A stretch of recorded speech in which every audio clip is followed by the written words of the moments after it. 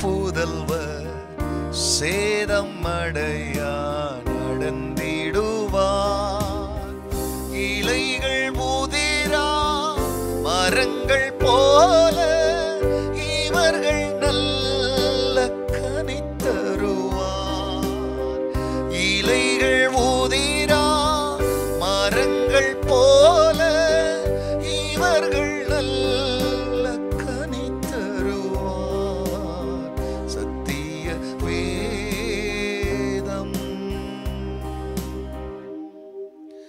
கர்த்தருடைய பரிசுத்த நாமத்திற்கு மகிமை உண்டாவதாக.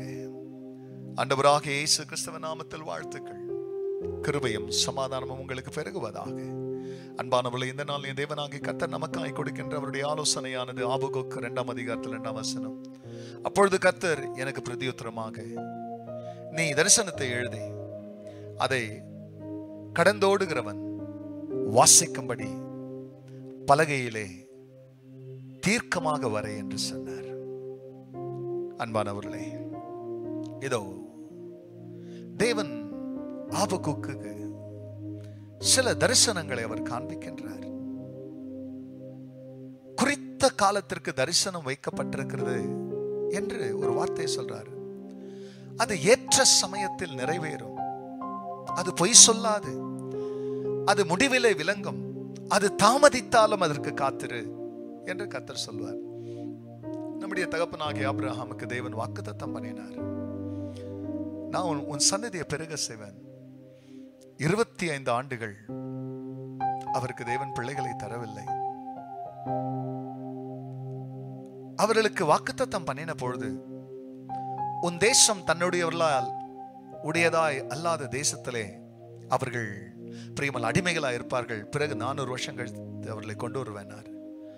ஆனா 400 இல்ல, 430 வருஷமே ஆனது. இப்ப தேவன் எதெல்லாம் சொன்னாரோ, சொன்னதை எல்லாம் தாமதித்தாலும் அதை நிறைவேற்றுகிற தேவனாய் இருக்கிறதுனால, ஐயோ நான் நினைச்ச வண்ணமா நடக்கலையே, நான் நினைச்ச நேரத்துல நடக்கலையன்றதுனால சோர்ந்து தரிசனத்தை விட்டுறக்கூடாது. அது பிரியமானவர்களே, தாமதித்தாலும் அதற்கு நாம் காத்திருக்கணும். ஏன்னா அது பொய் சொல்லாதான், அது முடிவில் விளங்குமா. அப்ப சாமி பிள்ளைகளுக்கு என்ன கற்றுத்தரார் கர்த்தர்னா, உடனே இப்பவே எனக்கு வேணும், இன்றைக்கே வேணும். இந்த வேக வேகமா ஆசீர்வாதத்தை பெறுறதெல்லாம் முடிவிலே அங்கீகாரம் பெறாது. அப்ப தேவன் ஆசீர்வாதத்தை விட நமக்கு கற்றுக் கொடுக்கிற பாடம் பெரியதா இருக்கிறதுனால நமக்கு பொறுமையை கற்று தருகிறார். பொறுமையுள்ளவர்களாக. ஏன்னா வாக்குத்தத்தங்களை சுந்தரிக்கிறவங்க யாருன்னு கேட்டா, பொறுமையாக நல்ல விதைகளை விதைத்த அந்த நல்ல நிலத்தில் விழுந்த விதை கூட உடனே பலன் தரல, அது பொறுமையா இருந்து பலன் கொடுத்தது போல உங்கள் தரிசனமும் நிறைவேறும். உங்க பிள்ளைகளை குறித்த தரிசனம் நிறைவேறும். உங்க ஊழியத்தை குறித்த தரிசனம் நிறைவேறும்.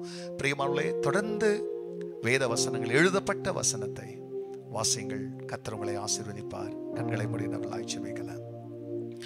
பரிசுத்தரே, உம்முடைய நாமம் மகிமை அடையட்டும். கிருபையாக, இரக்கமாக, தயவாக எங்களை சத்தியத்தின் பாதையில வழிநடத்துகிறீர்.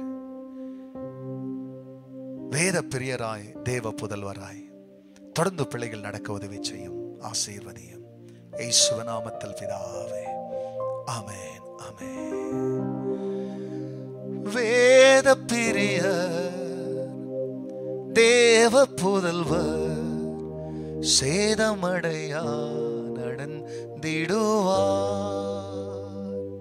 God bless you church. Have a blessed day. மறக்காதபடி மற்றவங்களோட ஷேர் பண்ணுங்க. உங்க கமெண்ட்ஸை தெரிவிங்க. கர்த்தர் உங்களை ஆசீர்வதிப்பார். அது எங்களை உற்சாகமூட்டும். ஆமென்.